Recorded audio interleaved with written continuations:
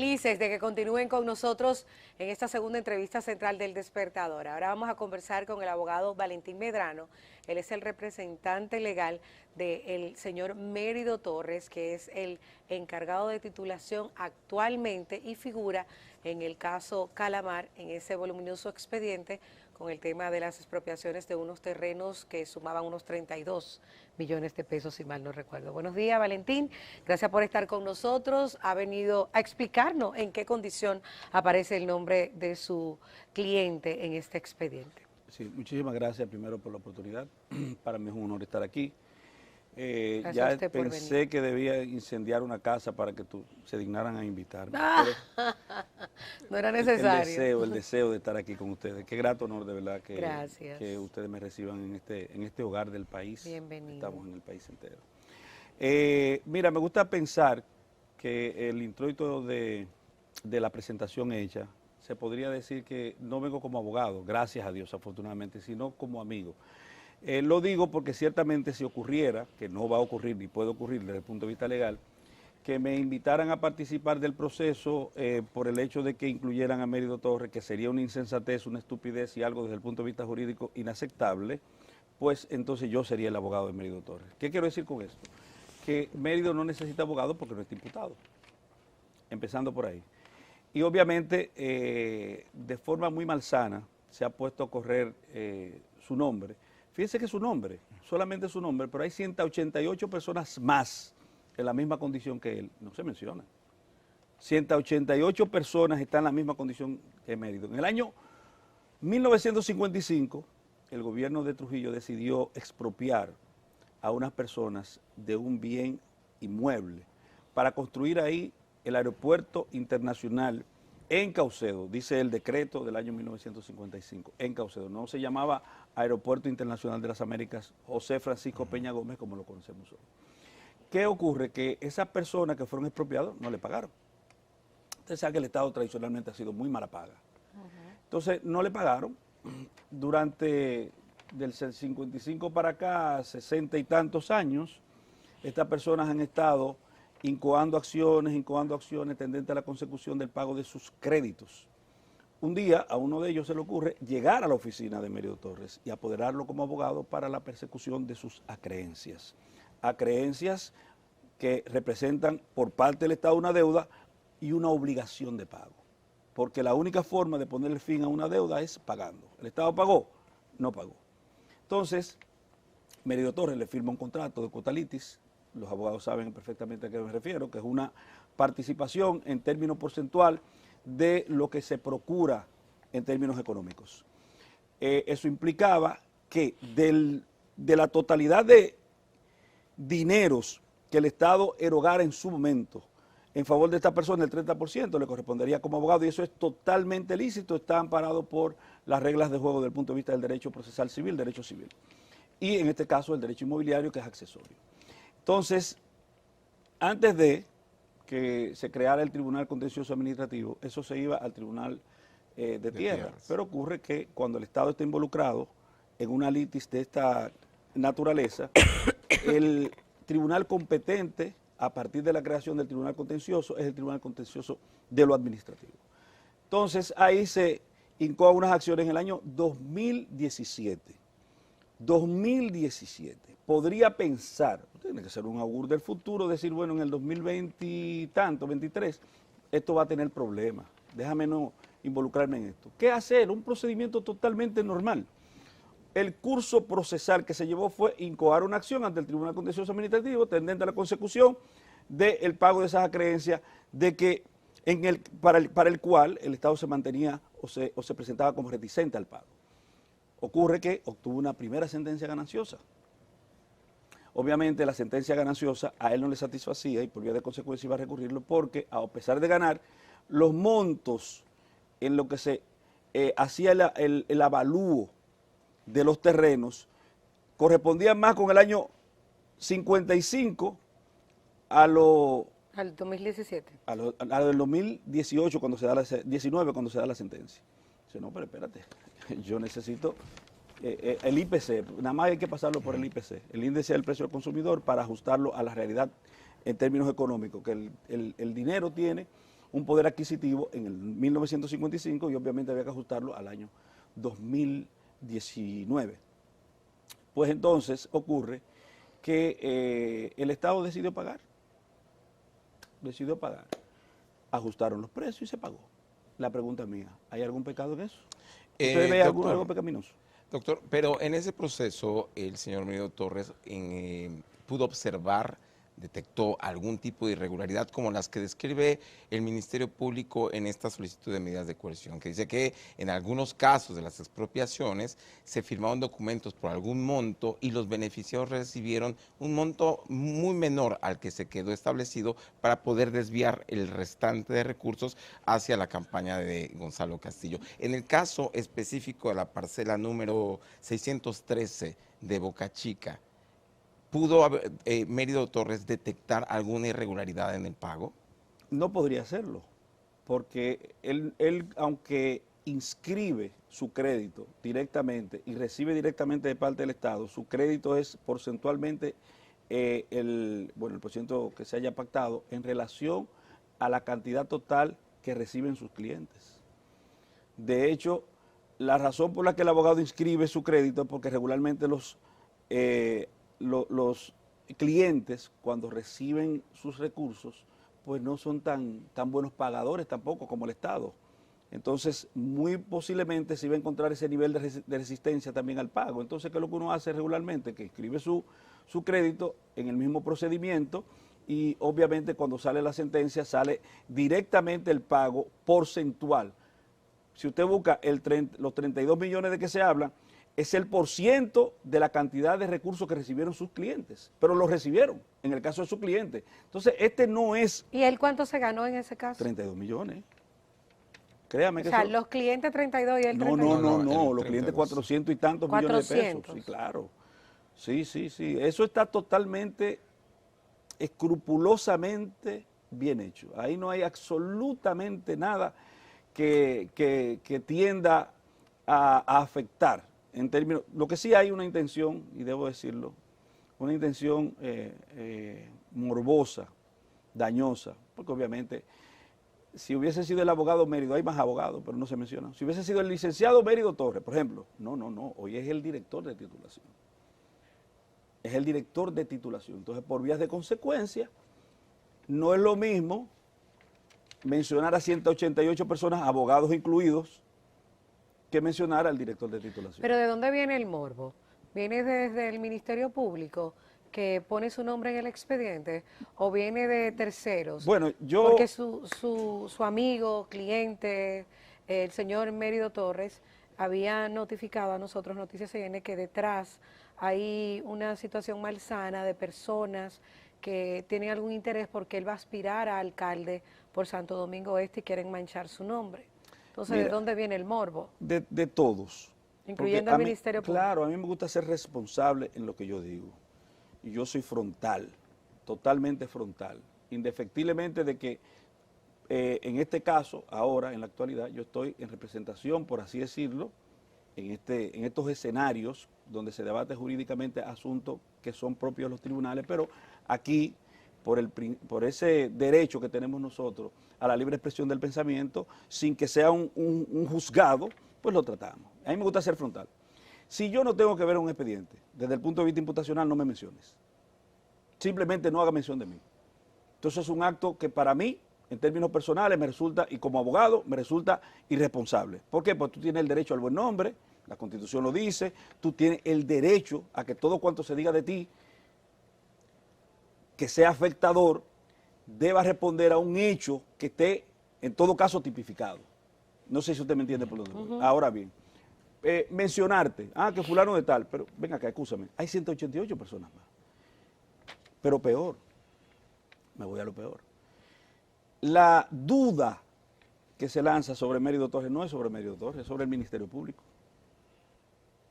Porque como bien dijeron las personas que estaban aquí de Participación Ciudadana, una de las pocas cosas que yo le compro, se la tomo así con pinza, le digo, sí, ahí tienes razón. Una de las pocas cosas que afirmaron que yo le compro es el hecho de que el Ministerio Público tiene embrionariamente en la investigación la decisión y la obligación de llevar a todos los incriminables desde el punto de vista procesal. Entonces, si el Ministerio Público, teniendo información de que el señor Mérido Torres hubiere, que no ha ocurrido, ajustado su conducta a una norma prescriptiva, definido en sus acciones la ocurrencia de un delito y no lo somete, ¿quién está en falta? Supongamos, ¿verdad? ¿Quién está en falta? El Ministerio Público estaría en falta. Estaría en falta. Entonces, si no estoy en condición de sometible, porque no he definido en mi conducta ningún tipo de acción criminosa, no me menciones. No me menciones, porque eso va a traer, va a crear el caldo de cultivo donde las personas pueden cebarse en estas contiendas eternas políticas que tenemos en la República Dominicana, cebarse contra tuya y de forma morbosa distorsionar las cosas e imputacionalmente, al margen de los plenarios, al margen de los tribunales, sindicarte cosas. ¿Piensa bien mandar el señor Mérido? En su momento, ¿A quién? y ahí sí yo voy a ser abogado. En su momento sí, porque, ¿A quién? bueno, vamos a definir primero el origen. O sea, que hay que hacer una investigación, porque nosotros, a diferencia de la persona que de forma, reitero, y utilizo otra vez el término morbosa y afectadora, lanzan estas indicaciones, uno no puede, como gallo loco, decir, todo el que se refirió, no, porque no es así. Vamos a buscar el origen, vamos a definirlo y vamos a ver imputacionalmente contra qué personas o persona nosotros tenemos que imputacionalmente atacar, o sea que... Pero es que las personas se han hecho eco de un documento del Ministerio Público, ¿no sería el Ministerio Público que tendría que Pero el demandar? Ministerio Público no lo imputó. Y si el Ministerio Pero Público... lo menciona en un expediente. Pero si el Ministerio Público, que es quien imputa, quien solicita medida de coerción, quien acusa, quien va a defender sus acciones persecutorias en los tribunales, que es el que recurre cuando las decisiones no le son gananciosas, si el Ministerio Público no te dijo a ti que esa persona era, excúseme la expresión, era un delincuente, ¿por qué usted lo trata como tal? Pero no entiendo muy bien a qué se refiere que lo traten como delincuente. Finalmente es un funcionario público que se menciona en una solicitud de medidas de coerción como alguien que en algún momento tuvo algún tipo de participación en los hechos, que si bien no se le imputan a él, pero que pudieron haber sido irregulares. Lo mismo que ocurre con Simón Lizardo y con otras 180 personas. Es decir, son simplemente los nombres que dice el Ministerio Público y que quizás eventualmente a él lo citen a declarar también porque formó parte de una transacción que, según el Ministerio Público, después terminó siendo irregular, que no le están diciendo que él haya cometido ningún delito, simplemente puede ser un testigo. Por eso insisto en mi pregunta anterior. El señor Mérido Torres, después de esta investigación, ha tenido la curiosidad de ir a los registros de la Contraloría o de Haciendas para saber si esos 400 millones de pesos que el tribunal determinó que había que pagarle a sus clientes son los que en efecto se le pagaron o Hacienda pagó más, extrajo más recursos a nombre de esa familia de manera ilegal y clandestina. Qué interesante eso que usted plantea. Primero, como sustento, es que usted tiene que ver a la persona en el tiempo.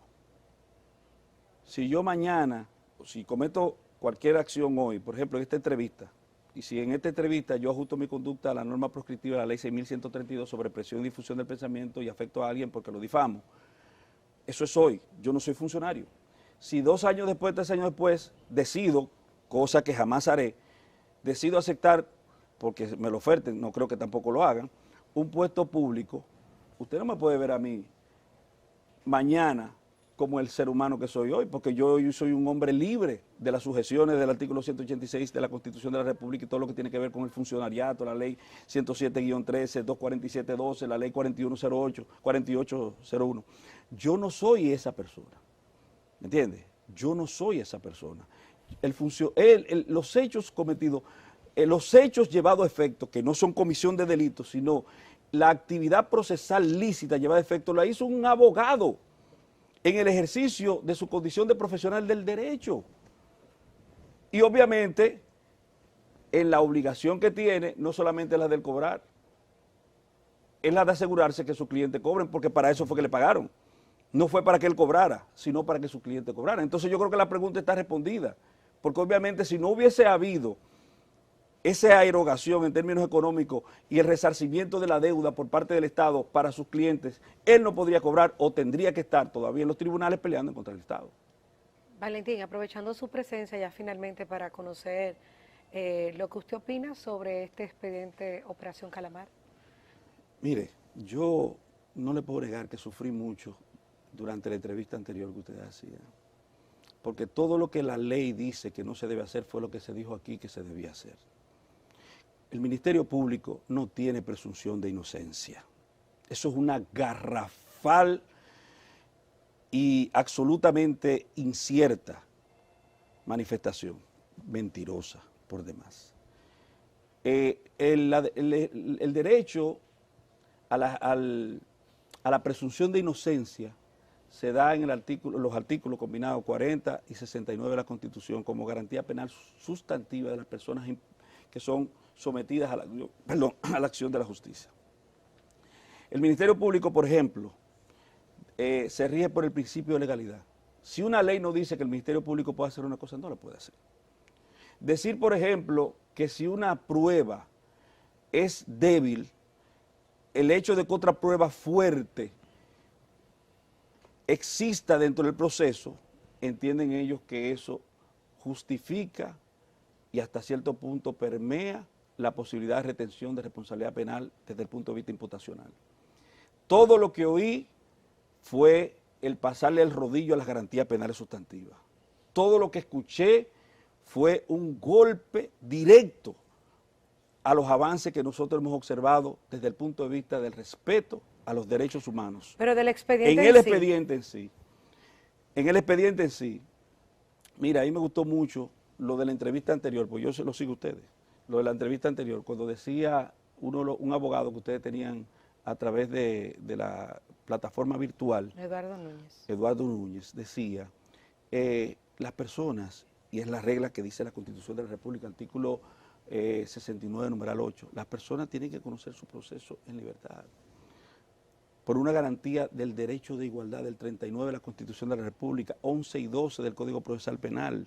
Entonces, aquí nosotros en el lawfare de la República Dominicana hemos convertido estos espacios de discusión de responsabilidad penal en verdaderos espectáculos.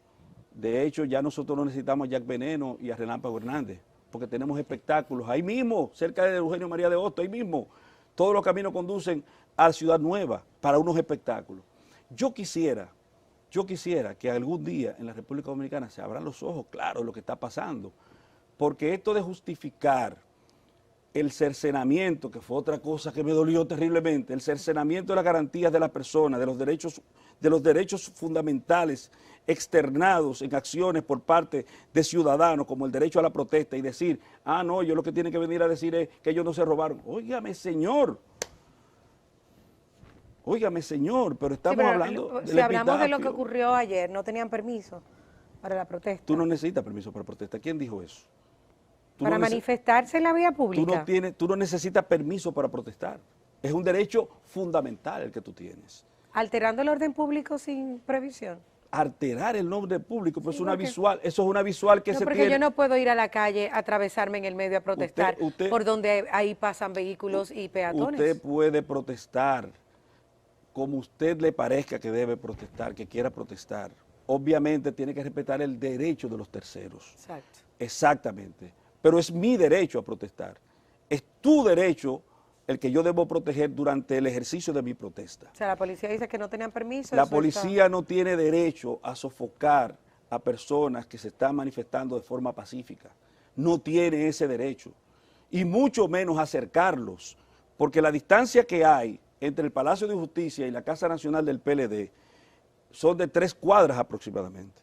Cómo la policía llegó prácticamente a los linderos de la Casa Nacional del Partido de la Liberación Dominicana. Eso es un acto de absoluta afectación de la democracia. Eso es un golpe al sistema democrático. El problema es, mi querida, que aquí todo se ve en función de los intereses. Yo no soy PLDista, yo no soy PRMista, yo no soy fuerza pueblista. Yo trato de ver las cosas de forma objetiva. Y ese tipo de comportamiento es inaceptable, no importa quién lo haga. Tú te imaginas que a la Casa Nacional del PRM, siendo oposición, le hagan algo como eso, o que le sofoquen una protesta de la forma en que se hizo. Yo entendía que la gente de Participación Ciudadana iban a venir aquí a condenar esa actividad, esa acción, morbosa y dañina, no, vinieron a defenderla, a justificarla.